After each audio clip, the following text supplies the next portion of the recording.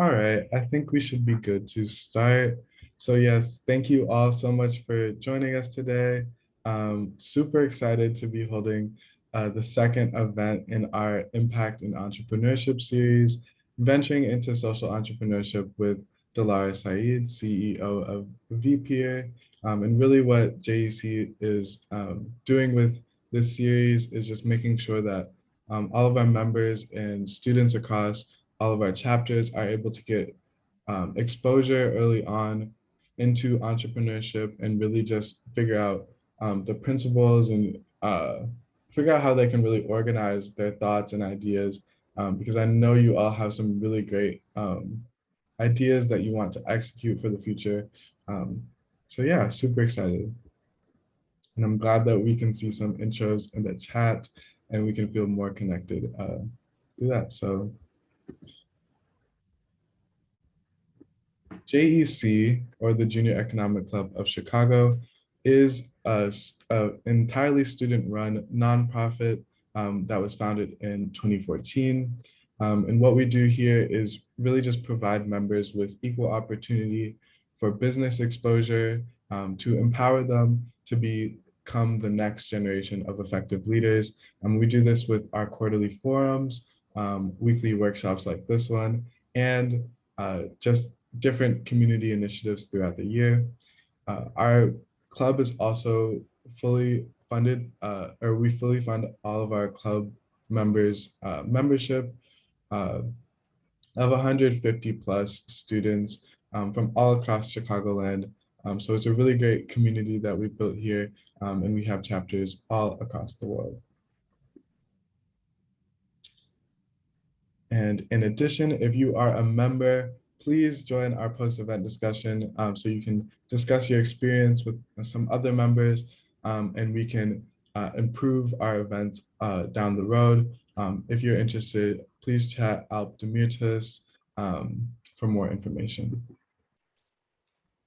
And also, if you do have questions, I know I sent out the question form before the event, but if you have any that pop up during the event, feel free to just message me. And when we get to the live Q&A, hopefully those will be answered. So now on to the exciting part. We have a guest speaker here today, Dilara Sayeed, who is the founder and CEO of vPeer. So Dilara's first memories are of being a kid at Headstart Preschool for low-income families in Chicago public schools.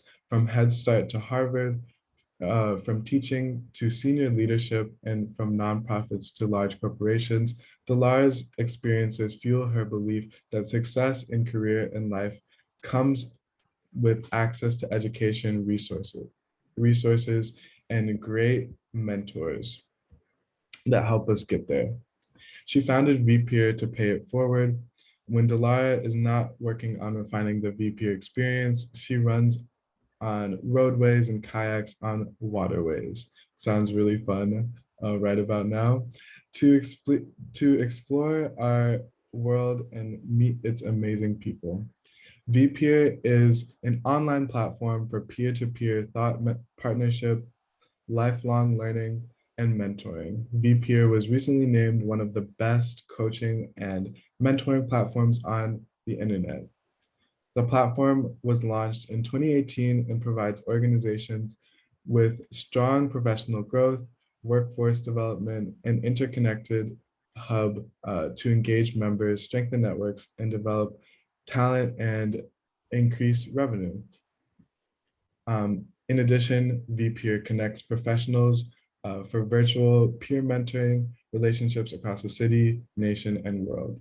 Additionally, vPeer makes mentoring accessible to all, especially women, professionals of color, low-income professionals, novices, to really just change that trajectory and make a greater impact. So thank you, Ms. Saeed, for joining us today. And if you'd like to go more into your background and into your presentation, feel free to do so. Thank you, Cole. It's been great getting to know you over the last few months as well. It's so cool to see Alp and Karis and some of the others again. Was it 2019? Oh my God, like almost 2 years since we had our workshop at your location, which you guys gave me a tour, and it was really cool, and just amazing work that you're all doing and continue to do. And it was fun to be a part of it. So I'm honored to be asked again. I see a couple of others that seem very familiar. So, Caleb, were you? I felt like a couple of others of you were there too. So I don't want to presume just because I remember your names, but like you can let us know in the chat. I want to start with just how beautiful the summer gets in Chicago. And we have gone through a lot in the last year and a half. In some of your most pivotal times in life, you have had to be remote. I know many of you are extroverts and love to be around people. That's got to have been challenging when you couldn't go to school every day. And those of you who are introverts and or people who just like don't like have a lot of people they connect with, maybe you are leading in ways others, and being mentally healthy and comfortable in ways that others struggle with. So, we're all trying to figure it out, right? To try to figure it out. I'd love for you to put in the chat like something that you've been doing over the last year and a half. Um, when you feel stressed or down, what pulls you out? And I'll give you a couple of examples. One is like a good, normal thing, and one is a bit crazy. One, I have been doing puzzles. Like literally, somebody gave me a puzzle. I guess it was a gift to give in 2020, and so they gave me a 1,000 piece puzzle on Chicago, and I was like, holy.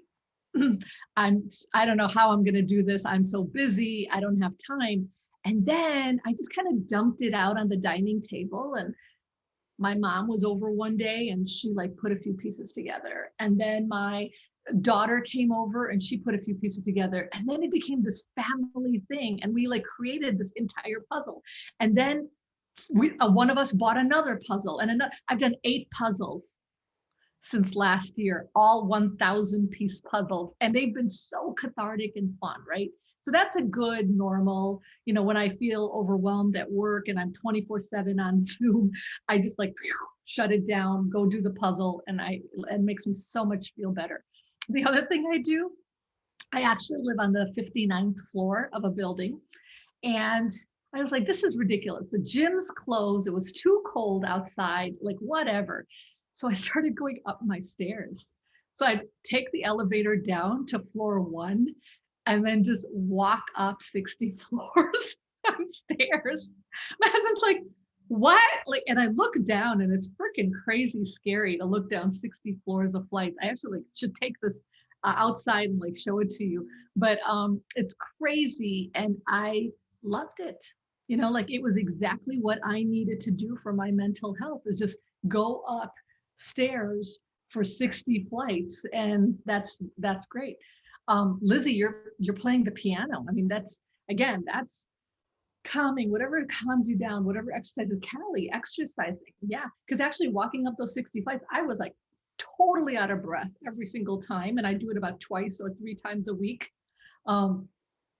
Run with your dogs. Like if you have pets, this is the time to do it. Practicing mindfulness. Oh my gosh, you guys are so much more mature than me. Like yeah, sure. When you figure that one out, tell me, because I want to do mindfulness and being fully present, and I'm always struggling with that. Tasting different ice cream flavors. There you go. That's awesome, Benedetta. And so this is, we each have to find our space, and gives us time to think, gives us time to plan what we want to do in the future, right? A lot of time in this last year to think about, damn, when this place opens up, I'm going to do A, B, C, or I'm going to get started now, A, B, C. And so if you ask me today, who are you? I would say I am Dilara Sayeed, a Head Start kid from Chicago, a Harvard doctorate. So the story from Head Start to Harvard. I would say I'm a mother of 3 amazing children. I'm a former 5th and 8th grade teacher, loved teaching 8th graders, and I'm a social entrepreneur. And it all ties together because the story of my life and my trajectory, and everybody has to find the needle that threads your life, has been meeting my potential and helping others meet theirs. So my goal is to help people meet their potential, learn about themselves, grow as people. And I do that. I did that as a teacher. I did that when I was working in civic activism, and I still run and am part of 4 boards across the city and the nation. And I do that as the founder of vPeer, a social enterprise. And I put the vPeer link on the website, but I also just want to share my screen and show you what vPeer is. 3 years ago, I'll tell you where we are now, and then I'll tell you the backstory. 3 years ago, when we used to talk to people about, building strong virtual communities, because how many of you are remote still? Through whether for work or school or any other parts of your life, you connect with people remotely. Wow, like almost all of you have raised your hands. When we would say it's really important to have great platforms to connect virtually, people would say, oh, that's something we're totally thinking about. What a nice thing to have. Like, we're absolutely going to do that one day. But right now, our conferences are live. Right now, our meetings are live. Right now, we meet at school or after school. Fast forward to today, when you say we need strong virtual platforms for community building, everyone's like, yeah, where do I sign on? Like that's like everyone's thinking, duh, of course we do. Even if you have a real live center or program, or as you do, that great space, right, where you guys can hang out and learn together, you still have to have a great space where you guys can hang out and learn together virtually and in person. So both are absolutely needed today. So I think the world has shifted. Zooming has become a verb. Like you can Google, you can Zoom. Like who knew this, right? Like who would have thought this again 3 years ago? And so vPeer actually came out of all of my years of teaching and all of my time as a person myself.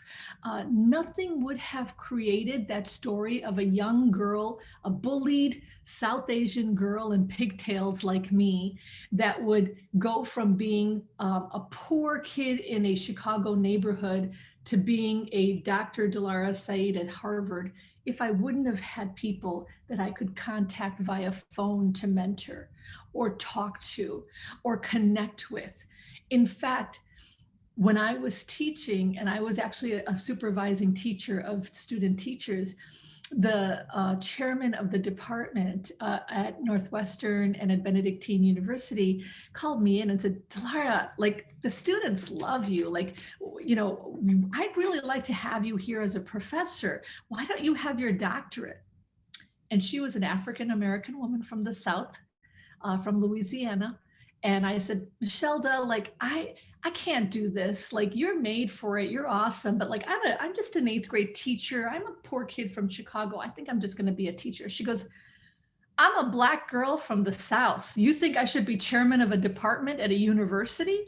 Like, she's like, you need to do this, girl. She said, you go look for your best program and apply. And I was like, oh.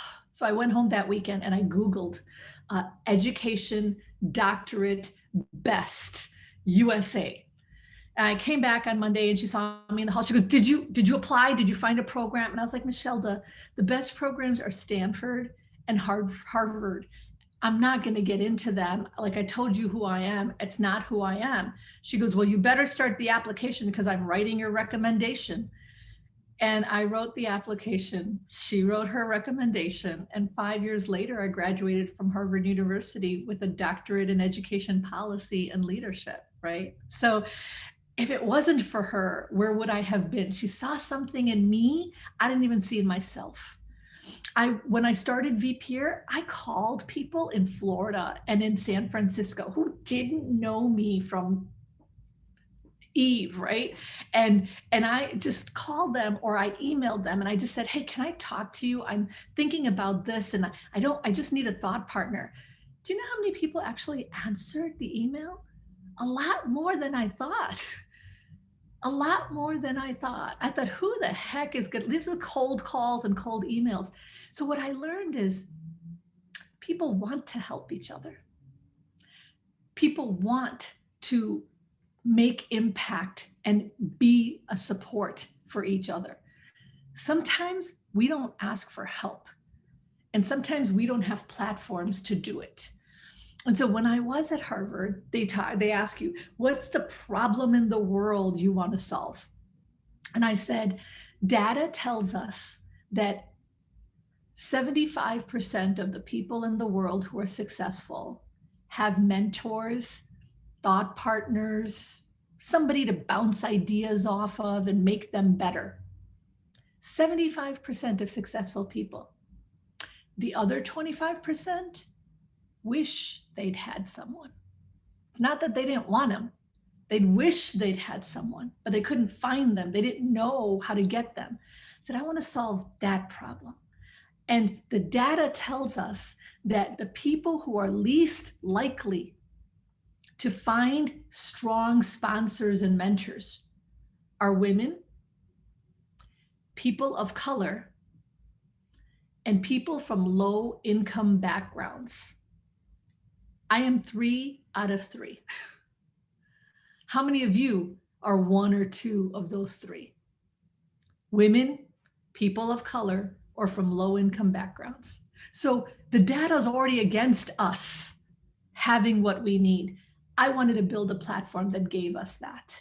And so vPeer came from that. The idea that someone could come on vPeer as a network, as like an alumni association, as a community, and then they would match, meet, and mentor each other on the platform. And so what I wanted to share with you is that vPeer, you can certainly go on the platform, but you can also go on the Play Store, and you can also go on the App Store. And I had as we can defund it after we're done, but I thought to play with it, I had our CTO create a link for us, and you can go on it afterwards. You can choose to take a look at it or whatever else you want to do, but I'll put it on the chat, and you can download the vPeer network for the Junior Economic Club and just have fun with it. And then we'll just close it if, after a couple of weeks. But it's a network that allows you to do a few things. So when we think social enterprise, right? So when I thought of starting vPeer, actually, I want to stop and I want to make this point. When I thought of starting vPeer, my first thought was not, how do I get rich quick? I didn't think, how do I get rich quick? Everyone wants to be rich because they want to do more good work, and money allows you to do more good work. So sure, I'll think of like, oh, how do I get rich, all my life. But I didn't think of getting rich quick. I didn't think of a problem I didn't know about, right? I didn't just come up with something and I have no expertise in it, right? I'd been teaching for 25 years. How students learn, how we grow as individuals was my research, was what I did with students every single day as a teacher. The data I just showed you about successful people in mentorships, clearly I've done my homework. And so one is, your reasoning is to solve a problem in the world that you see and that bothers you and that you want to change and you want to make better. The second is having some knowledge and expertise in that space. And you don't have to be like me, where you were in education for 20 years. You could be just a couple of years of learning about something, or a year of learning about something, or an internship you did over the summer that really gave you a deep dive into a problem you wanted to solve. But somewhere where you're learning the problem, the context, and the solutions. Right? Because you can't just go in blind and ignorant and try to expect to solve a great world problem, or even a small world problem, any problem. You got to have the problem, the context, what's going on around it, and potential solutions. And so then you move forward towards the solution. That's social enterprise versus a business model that's purely on like capitalization, right? Or capital. So I love social impact and social enterprise. vPeer in the end, I hope it makes the world better. And I hope a lot of people use it. And if I make money and I make a lot of money out of it, I will probably do what? Reinvest into another way to make the world better at another problem, right? That's social enterprise, and that's serial entrepreneurship in social enterprise. So what vPeer allows me to do is help people and help communities in multiple ways. So one is the forum. So you go on and you are going to use the forum in a variety of ways to solve to have discussions, to talk to people, to come together. People post ideas, you work with them, etc. That's a forum, right? That's like one to many. All of the Junior Economic Club is on the forum and they're like talking to each other. And you get to deep dive. You know, right now we use things like WhatsApp, etc., or Facebook, when there's like all these things happening and we don't know like what thread is being followed by what people. The forum organizes those threads and you can go deep dive into something. The other piece is vGroups. And then you have an actual vGroup where you're looking at vGroups that are, hang on, yep. Where you're looking at vGroups for different organizations and communities. And now you have one for the Junior Economic Club, and I'm on it, and you know, I'd love to see who else is on it. And I put up some comments and posts. It's like a WhatsApp. It's as simple as that. You all want to just connect, you get to see it in a WhatsApp. It's very simple. And what I appreciate about it differently is this is an independent community, and this is an independent organization. We're not owned by Facebook. We're not owned by WhatsApp. Your data is not going somewhere else. It's owned by a woman of color who's an entrepreneur. And I'm not trying to do this to scam you. And then you're going to see what you talked about on an ad in 10 minutes as soon as you go on Google or something else. I think it's important for us to be more discriminating about where we put our energy and who gets to see what we're talking about. I'm tired. Like last night, I actually wanted to get a briefcase because, hey, things are opening up. I'm having meetings outside again. I wanted to just get a bag. 11 o'clock at night last night, I was on Google looking up like cool bags for 2021, right? This morning I got up. Guess what's on my news feed? And guess what's on my WhatsApp? I'm sorry, on my Facebook? The same bags I was looking at yesterday. I mean, 6 hours, and 6 hours later, those bags show up on my feed. And I don't appreciate that. I want us to start being more discriminating. And so that's, again, vPeer being independent owned. I like to go to independent cafes. I hope you do. I like to go to independent bookstores. I hope you do. You're all trying to start great new ideas. But if your ideas then get sucked up by the big guys, you don't get a chance to ever grow your idea. And so I want to support your ideas, you know, and we need to support each other's ideas. And then this is a WhatsApp, and you just talk like a WhatsApp and say like you're talking on the WhatsApp and it's a group of you and you're just like, hey guys, there's 5 of us on here. Let's just connect by video. Immediately it's Zoom integrated and it launches into Zoom. And because we know the research tells us the best way to connect is in person. It really is. Like the space you have live is the single best thing the data tells us should be. But if you can't have that, the next best thing is this, video face-to-face. And if you can't have this, the next best thing is things like phone. But the last way people learn are things like chats and stuff sent on chats, because it's literally just your reading, and not everybody's good at processing while we're reading. And so those are all things to think about as you look for the space to, you know, bring your team together and to have your mentorship and partners, et cetera. So this is vPeer. I shared with you a quick demo, but more than the demo of vPeer is the idea behind vPeer and your ideas. Social enterprise, changing the world for the better. And I'm sure Cole will have questions about funding and process, and we'll go into all of that. But I wanted to stop there and just say thank you, because you're all thinking about the world and you're thinking about how to make it better. And you're thinking about the problems you want to make solutions to. That's social enterprise. And I would be excited to be in that world with you.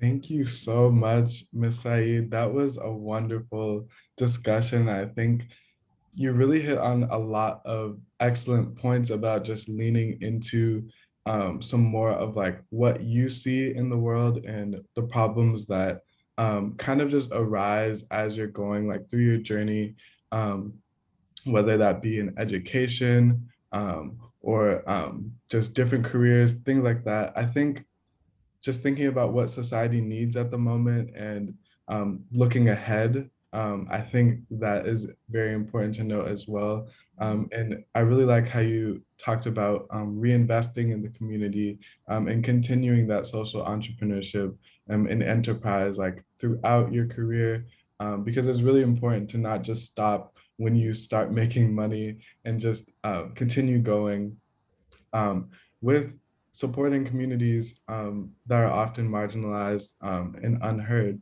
So yes, I really appreciate that. And I think this would be a great point to start talking about some of the questions that we have prepared for today.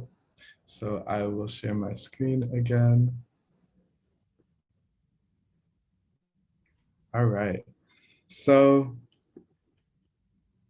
first, I would like to ask about, you kind of uh, went into this a bit in your discussion, but what do you find the most fulfilling in the social entrepreneurship world? I think the most fulfilling is a vision of a world that's better because we did something, right? And think about it, even companies that literally we think are just in it for business started with a vision, right? Like Starbucks, when it first started as an independent coffee store in Seattle, like sure, they wanted a rule. Everybody wants to start like, I want vPeer to be like the platform everybody uses in the world to connect with each other, okay, and build relationships. Okay, so I'm sure the founder dreamed of this is going to be the coffee that revolutionizes the world, right? But in the beginning, all they wanted to do was make really good coffee that people can then start the day and go on to be successful in the day, right? Like the feeling was a social entrepreneurship. Somewhere along the way, that changed to a corporate culture that is cutthroat. But in the beginning, it was social enterprise. And I think the idea of social enterprise is our goal, as long as we're a social enterprise entrepreneur, is to make the world be better because our product, our service, and we are in the world. We want to make it better. Yeah, I think that that makes a lot of sense. And just looking at what you see in your everyday life, I think that can really help guide a lot of us, especially like living in Chicago. You see a lot of vast like wealth disparities and just different challenges that we see every day that we want to solve, and we can find ways to do that. So I think that is really helpful in looking at how we can really come up with solutions. Yeah. And don't ever think all the problems in the world have been solved. They haven't. There are so many problems in the world to solve, right? And look, okay, here, can I'm going to share my screen. How do you think the elevator got created? It was probably somebody who looked at something like this. So this is what my stairs look like, 60 floors down. when I climb it. And that was my husband. He was at the top waiting and he saw me coming up. He's like, I got to take a photo of you. And so that's my arm. I'm rounding up the last one. And probably the guy who created the elevator thought, gotta be a better way. Gotta be a better way than these stairs. Why don't we just go straight up in a contraption? I'm going to try to figure this out, right? The creator of the bicycle, is clearly someone who said, got to be a faster way than walking, and then, or taking a big old wagon, right? And so everybody found some problem, little or big, and they tried to solve it. And that's social entrepreneurship. So this is my 60 floors, do it a couple of times a week. It crazy, but it's a good workout, I gotta say. Yes, really appreciate those anecdotes, and just thinking about like whether that be stairs or coffee or mentorship, we can find different problems and solutions like anywhere in our lives. I really love. Mhm. So this is more of a question about kind of like structuring our ideas better, and Yeah. figuring out where we can really start, because like sometimes you'll come up with a solution for an idea, but you don't really know how to guide that forward. So do you have any like advice on how you can organize entrepreneurial plans Mhm. efficiently? Yeah.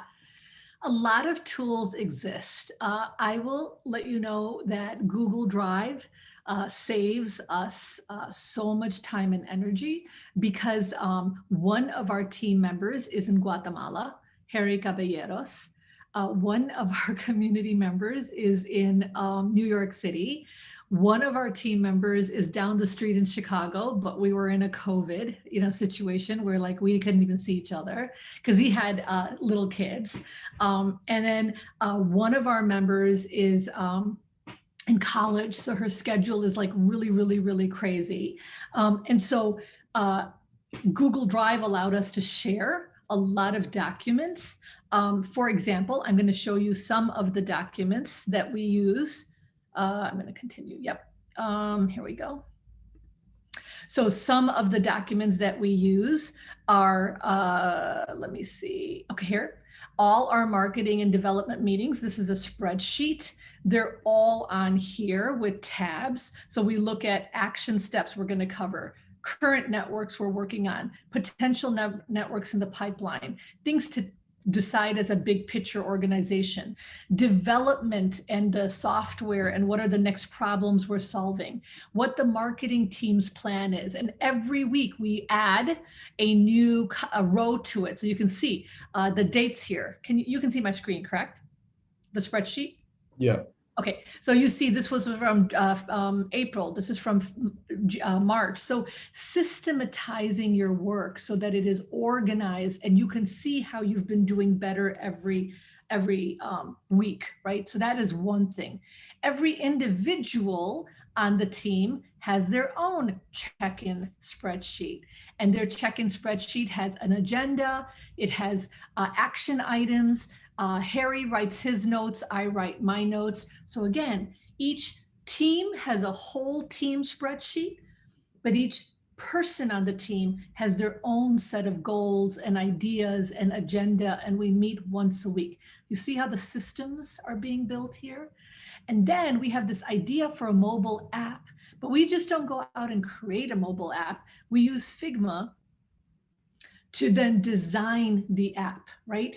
Going out to develop and code an app and then realizing you want to do 100 things differently is a waste of time, energy, talent, and all of that includes money. And so what we do is we make sure then on Figma, it's another tool, right? How many of you know how to design on Figma? Okay. I don't, but one of our team members, Anna, does. And so we use Figma. So this is what the app will look like. We look at, each section of the app. We look at what the forum will look like. So we just design kind of generic things. The vGroups. So we look at each part of the app and we design how it'll look like. If I click on here, this is what's going to come up. We're going to have the user settings and things here. We're going to, the calendar can be joined here. If you press this button this is what's going to happen. So everything is designed ahead of time. So it's systems. Now, if you're designing a product, you probably have to do maybe a 3D model, right? This is the 3D model of what it looks like when you are working with a tool like an app. Every screen, look, 35 screens. We designed them, we went through them, then we reviewed them, we revised them, and then what you see on the app right now is a combination after all of this was done. Yeah, that's a boatload of work, but it's systems. And so if you want to do something well, you got to put in the time to not just think of a problem, understand the problem's context. I said number 2, right? And number 3, what did I say? Think of a solution.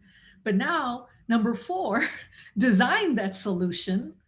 And number 5, sell that solution. So we have now done 1, 2, 3, 4 and designed the solution. We're now in 2021, 2022, 23, selling and growing the solution. So these are just some of the tools. And we have everything from like, who are our competitors? So look at that. We got, every time we think or hear of a competitor, we put the name down. Then we put down their ideas. What are all our different, when we were creating the mobile app, look at the Gantt chart for the mobile app. A Gantt chart is a chart that tells you what's the process going to be, when you're going to release it, how far along you are in that process. And you see, like, we were planning it from January to April. This is where we are in the process. When we released the app, then what's the next step of the process? And then where we are in different spaces. So all of these are processes and systems required to have a good business. Wait a minute. How many of you do that for school? How many of you, when it's exam week, plan out your week for exam weeks and the month before exam week? How many of you, when a paper is due as a project due, work backwards on what's due so that you could be ready on time and not be crunching at the last minute? This isn't a whole lot different. And I'll be honest, even though we have great plans, and like you probably do with your exam plans, I'm still crunching at the last minute. That's part of life too. But I at least knew what the process was and I was trying to follow it. And sometimes we crunch at the last minute. And sometimes, hey, I love it when we're like not crunching at the last minute.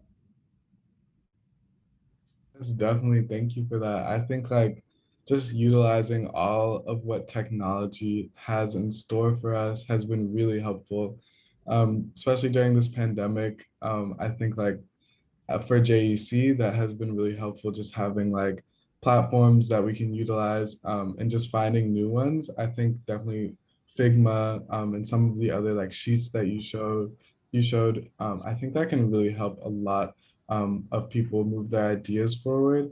So yeah, I really appreciate that.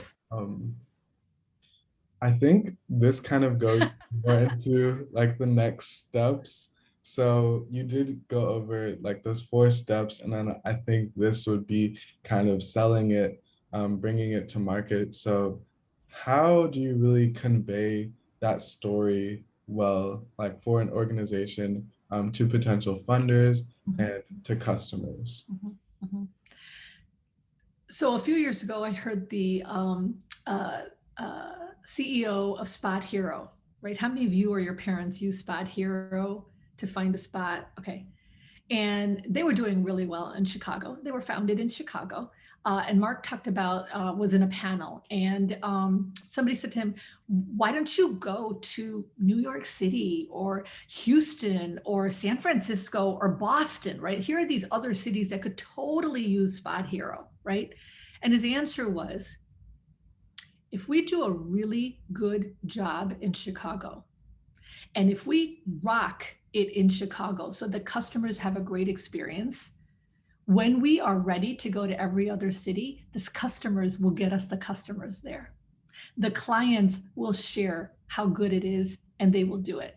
And I think it's really important. So vPeer is now in its first year of customer acquisition and client acquisition, right? Some organizations come to us because they're like, a small new organization is exactly who we want to support. We want to partner with you. Some come to us because they say, hey, we were with the ISLA and they were speaking so highly of like your network for their 1,000 person network. And we're like the 600 person network. We totally could use you. Some come to us because they're like, we just Googled, peer-to-peer mentoring and you showed up and we're talking to 5 other people. And could you just tell us about yourself? All of that is great. Any of that is great. But the key is you have to have like great reviews. You have to have organizations, whether it's one organization or multiple organizations that have used you, that love you, right? And you have to have use cases in many groups. One of like, so we have some use cases where it's 1,000 or 2,000 educators across the country using vPeer to connect with each other because they're all across the country during COVID trying to teach kids in a remote world and don't know how the hell to do that. No research has been developed. It's a really new space. vPeer is allowing them to have those conversations. We have another network of a company that is completely remote and will never go back now to actually in person. And they're using vPeer to make sure their remote workers can connect with each other. Now, they use Microsoft Teams for the work part of what they do. See, we don't compete against Microsoft Teams. Microsoft Teams, LinkedIn, that's corporate America. That's great. Go ahead and use those platforms for corporate America. But vPeer, you know what we say? It's about career and life. It's not just about your career. And so we are not LinkedIn where it's all about your career. And we are not a Facebook, which is just about, hey, what'd you do last weekend? We are in the middle. To be successful, you have to think about your career and your life. Both have to be synergistic. And vPeer recognizes that's the modern way of living. People don't live for their work. And I go to LinkedIn, and I'm sorry, with all due respect, a lot of white middle-aged men who are going to talk a lot about like the corporate world. That's not who I am. And I go to Facebook and people start, the conversations degenerate into like some stuff that I'm like, I'm not that either, right? Like I'm in the middle where I want career and life to be important to my conversations. I want someone to talk to me about mindfulness, but mind in terms of my work and mind in terms of my health. And so that's the kind of thing. So we talk about the story I conveyed to you about who I am as a person and why I came to vPeer. I'm happy to say that many people find that compelling, that this woman actually knows her stuff. She's coming to this not because she just had a great idea in her sleep or in the shower one day, but because it's something she's been working on for years. So those are the kinds of ways you convey your story. And then the second way, and you didn't ask this question, is you got to convey the data. You can't just convey the story. You got to convey the data. It's got to be, okay, so in 2018, we launched. 2019, we had a beta on the platform, on the browser. In 2020, we got the apps got started. In 2021, we have all the pieces in place now, and we're about selling and business development. So you got to convey the data. You got to convey growth. You've got to convey users. You've got to convey references from someone who's using it to someone who's not. And when all of those come into place, you close a deal. Wow, that sounds amazing. I like how you kind of went through that process and kind of just showed that like having those unique interactions with people are super important. Just making sure you keep that integrity and spirit like throughout your journey. I think also just thinking about how you come up with solutions as well is really insightful. Just kind of like thinking about how you can open doors for people that are similar to you and not just, and find that balance. I think that was very great to hear. So moving on to the next one. This is more about your personal organization. So how has vPeer been able to adapt during the pandemic, and are there any unique highlights? I think I answered this actually several times. Actually, vPeer was like the perfect thing for the pandemic. So we actually didn't adapt, we ramped it up during the pandemic. So, you know, like they say, like Amazon's biggest boon in the history when people look back at it will be through the pandemic, because who goes into a shop anymore? Everybody shops online, and Amazon was just happened to be there. Zoom's biggest boom was that they went public, and then we had the pandemic. Boom, like right, who we're zooming now. It's a verb, as I said earlier. vPeer was not where Amazon and Zoom were. So we were not that big, but we were this company that was this tiny company. And now we're this company that is fast growing because of the pandemic. So every business has to think about it. The pandemic forced us to think of what ifs. So whatever your project is that you're thinking of right now, I want you to think, what if? Now, you can't plan for every what if, but you do have to start thinking about the what if this happens? How will I pivot? What if this happens? How will I adapt? What if this happens? How will I maximize that opportunity? Right. And so vPeer's question was not how would vPeer adapt to the pandemic? It was how would vPeer now grow through this pandemic? Because we were a virtual platform for communication and relationship building. Thank you. Yeah, I do think that story is very interesting and great to hear that like things like can kind of open up more horizons for you, like even as things look more challenging and look more difficult in the world. Sometimes it can be helpful to have those solutions that you already had created and keep on developing those. So I think that's really great. I just have one more thing. Like when you guys walk down your neighborhood, the restaurants that closed in the last year were the restaurants who could have been doing great when we could walk in and sit down, but they didn't use the opportunity to do delivery. They didn't use the opportunity to do carry out. They didn't do an opportunity to advertise on local social media and local Facebook and Instagram. They didn't take the opportunity of still being in business with great food or bubble tea. Like who didn't want to go for a drive-by bubble tea pickup during the pandemic? Like I think that was like the same thing that the thing we would do to try to get sanity at the end of the day. Where would you go? Only the bubble tea places that like were on Instagram, had gotten great reviews, or you could literally drive past them. One of you could run in, grab it because you ordered it online, run back out, and you just keep going. The bubble tea places that died were the ones who weren't able to do some of those pieces. Think of that of every business that's failed or succeeded during the pandemic.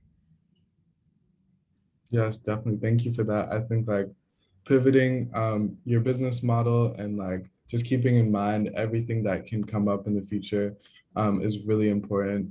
I think this will probably be like one of the last questions for a prepared section. So what types of career opportunities are really out there in the social entrepreneurship industry? And especially like how can high schoolers get involved like right now? Yeah. Number one, every company is looking for interns. vPeer is looking for interns. If you would like to be our social media intern, if you would like to be our intern to find alumni associations, school organizations, etc. Like if you want to do business development or if you want to do marketing and social media, we have 2 internships for you. Every company has that. So if find a company that you think has a great mission or a mission kind of like the one you want to solve in the problem or a problem in the world, look for a company that you connect with, and look for a company that's new enough that they'll be happy to get your help, and not too big enough that it will be like jumping through a billion hoops, because you can learn a lot from younger, newer smaller companies in ways that you can't in much larger companies. Look and think about now, reflect what your talents are, right? So I just said, vPeer is looking for an intern for social media. If you don't have a Facebook account or an Instagram account or a TikTok account, please don't come and apply for that internship, because like there's no fit between what we're looking for and what your talent is, right? So one, look for the mission and a company that you think you can learn from and whose founder and team. Go online, do your homework with them. Like we have a website. Every company should have a website, should have their team, etc. Two, reflect on yourself, your talent, your interest. Where do you want to grow? Where do you want to learn, etc. Where do you want it to be? Do you want it to be local, so you have an option of person or virtual? Do you want it to be all virtual? Do you want it to be in Silicon Valley? Do you want it to be in Boston? Do you want it to be Chicago? All of those things. And then number three, most things happen honestly because of connections, right? It goes back to the same thing, right? Like vPeer, like we talked about, everybody needs a mentor, but 75% of the people get them and 25% don't. So you do need to have a connection. It's just the reality. Most jobs people get because they knew somebody, they were connected to somebody, somebody met somebody, somebody introduced you to somebody, somebody connected you to somebody who then connected you to somebody. Like it always is that. Very few times it'll just be a complete blind situation. And we're lucky if that happens, and that's great. You should aim for it, but you should see who you know to connect. So if you need any help, my email is dilara@vpeer.com. And that I'll put that in the chat. We have obviously other companies that we work with, just things about like that. But social entrepreneurship, Chicago has a lot of opportunities for those, a lot of opportunities, but you got to hustle and you got to be able to do the work. Great, that sounds really amazing. I think highlighting how you can look into your connections and look at just the world around us, get outside and just really try your hand at different internships and possible like jobs. I think that is a really great way to look at it. Um, And so share with each other. Like Krish may have gotten an opportunity for an internship, or he met someone and he doesn't like that fit between what they do and what he wants doesn't fit, but maybe it will for Caleb, right? And that's why I also think like platforms, what do you guys use now to connect with each other? mainly like Instagram, I guess, like However, whatever you use, whatever you happen to be using, don't be afraid to say on there for each other, like, hey guys, this is what I'm looking for. One of the things we built into vPeer is with a click, you look at each person's profile and the things they're doing. And then that way you can like reach out and be like, oh, Olivia, you're doing that? Hey, any chance you could hook me up with someone else or something else like that? Because that's what I'm interested in. So whatever you're using, you can do it on Instagram, you can do it on LinkedIn, you can do it on vPeer, but whatever, but like ask each other. We used to think mentorship was about the expert and the novice. How many of you know that? Like, oh, who's your mentor with a capital MENTOR, right? It's just not true anymore. Kim Camacho is a college senior at UIC. She runs our social media. When I'm talking to Kim, I feel like this, where it's actually she's like teaching me some things about social media and marketing that like I didn't know. And so when we're having our meetings, it isn't mentor Dr. Sayeed to college student Kim Camacho. It's we're both peers. And I'm sharing with her things I know, and she's sharing with me things we know. And then we create a plan for vPeer during our check-ins. And so that's what modern mentoring is. It can be mentor to mentee, but more often it's peer-to-peer. And that's why vPeer is actually virtual peer. That's what it stands for, virtual peer. But peer-to-peer has become now the way to do many businesses, many businesses. I have about 5 more minutes. Sorry. yes, and thank you so much for this presentation and everything. So I think we can move on to maybe like one or two audience questions. So if you do have any questions, you can feel free to message me, or I see Krish, you have raised your hand. So you can go ahead and go first with your question. Hello, thank you so much for being here. Um, my question is, as you had said earlier, you don't do targeted marketing or advertising as Facebook does. So how does your company or other companies that are in social entrepreneurship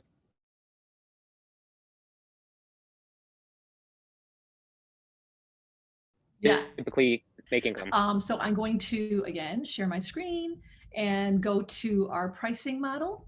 And that is very important to be very transparent. If you go on our website, our pricing model is right there on our website. And because we're in the middle of a pandemic and we're growing and we are growing our network, our pricing model is very clear, but it is also flexible, right? So go to pricing. If you are a network that is 500, I'm sorry, up to 100 members, we typically are $49 a month. So if you look at all the things I talked to you about, Zoom integrated, like all these meetings could have been on vPeer. Cole just sends you guys a link through vPeer, or at the time of vPeer, we do it. That's $100 a month. I'm sorry, that's up to 100 members would have been $49 a month. But because of the pandemic, we have chosen to give that free because it's usually the smallest organizations with the least amount of budget, right? And then if you have up to 500 members, you're at $99 a month, but we are giving a 30-day trial free because, again, it gives people a chance to ramp up the funding for it, because if they wanted it right away, then they could be like, okay, but we get a month to find that funding. And then we have networks that are up to 3,000 members, and they're at $3.99 a month. And then, of course, businesses that either have large companies or they don't want any branding, like they don't want to see purple and teal. They want their own company branding. They want to see their own logo here, not vPeer. They want it to make it look like we don't even exist. It's their product. And that starts at like $10,000 a month. I'm not $10,000 a month, $10,000 for the year to create the customized look, right? And so you, again, be very transparent, because no hidden costs. People will know and then they will be angry. Remember, we talked about like the best way to promote yourself is to do really good work for your customers, and hidden costs and I don't know, shady contracts all freak people out. So it should be very open. It should be on your website. And then you obviously can say like, there are additional costs for XYZ. And then you just share that you share that openly. But yeah, so this is our revenue model is the main way is through Premier and Enterprise businesses that give us a lot of money and then are able to help us with strong revenue. Support networks are there because they're just like our bread and butter. They're good, they're humming along, they use the platform. And then the starter network is the social enterprise space, right, where we give it away free almost to new and small businesses. Who knows, because they may come back and become the $99 model or the $3.99 model as they grow. Does that answer your question, Krish? Yes, thank you so much. Yeah. Thank you, Ms. Saeed. I think we have one last question if you have enough time. Yeah. I think a member sent in this question. So this is a bit more personal. Being a person of color and a woman, what challenges did you face while creating your own initiatives? Yeah, look at me. Have you ever seen an entrepreneur of like a business look like me, or a tech startup founder look like me? Like, I'm a woman, I'm of color, I wear a hijab. like it's, hey, like nobody looks like me when I walk into meetings. I am sure when I'm sitting and I get started, people think of everything from like, oh, I wonder what she does and who she is and how she got into this, to I wonder if she speaks English, right? And then I tell my story. I tell my story of being a Chicago kid. I tell my story of being a teacher who had a vision that was beyond a classroom. I tell my story of being chief education officer or at Golden Apple and serving thousands and tens of thousands of students across systems and learning how people learn. And then when you tell your story and the people have that trust, and then I tell them about the systems we've built and I show them the demo, then they're like, they realize that because I look the way I look, I have probably worked harder. I have probably suffered and overcome a lot of challenges. And I probably have a whole lot of confidence because it's what it takes to get through to where I am today. And they're right. I have worked hard. My daughters tell me, do you ever take a break? Like, where are your boundaries? And I was like, I don't even know what the word means, but I am trying to get better at it. And I do not suggest that you don't have boundaries. Please have boundaries and take care of your mental and emotional health. But I work hard. I have to constantly be, proving myself and have systems and have a great thing. And then I have to absolutely have confidence. These are things, and sometimes it's fake it till you make it. So you walk into a space and you're like, and then you just like put on your face, and then like you like fake it till you make it. Or other times I'm sitting with people like you who also want to change the world, who also want to make it better, who also have your own challenges, and then we can talk and be real. Thank you so much, Ms. Saeed, for everything you went over in this event. I think we really got to a really good place just talking about social entrepreneurship and how you can really develop your idea and find the problems in the world that we see day to day, really research those and just go into how we can solve them with our own plans and ideas. So thank you again, and thank you everyone for joining today's event. Um, yeah, so we welcome you all to sign up for next week's event, A Career in Equity Sales with Adam Link, who is the Director of Equity Sales at Wells Fargo. And our next Impact in Entrepreneurship event, you'll be getting a link in your email for that one. And make sure you stay up to date with us by following our social media at JEC Chicago on Instagram, and Junior Economic Club of Chicago on LinkedIn. All right, thank you so much. And if you'd like to stay for the post-event discussion, we highly encourage that so we can just talk about our experiences at today's event. You know what? I think you guys need to process and unpack this. So you do you. I'm going to head out, and you know where to reach me. You can reach me individually. And then Cole, again, I think it would be an honor to work with the Junior Economic Club, and we can provide vPeer as a free service for the club. And it would just be fun because we don't actually, you would be then our youngest clients, because we don't actually have a network on here that is under probably early college stage. We have a lot of college age networks and beyond, but nobody in high school. So this would be kind of cool and maybe a test product for us. And it would be fun to work. So I'll speak with you and maybe your board over the next few weeks, but learn what you want to do in life, learn about yourself all along the way, and go for it. Just go for it, because it's okay to fail. You'll learn and then you'll get better, but you got to try. 100% you can't do something if you don't try it. Thank you so much for that. We really appreciate that vPeer subscription. Yeah, thank you. Bye. Bye, have a great weekend.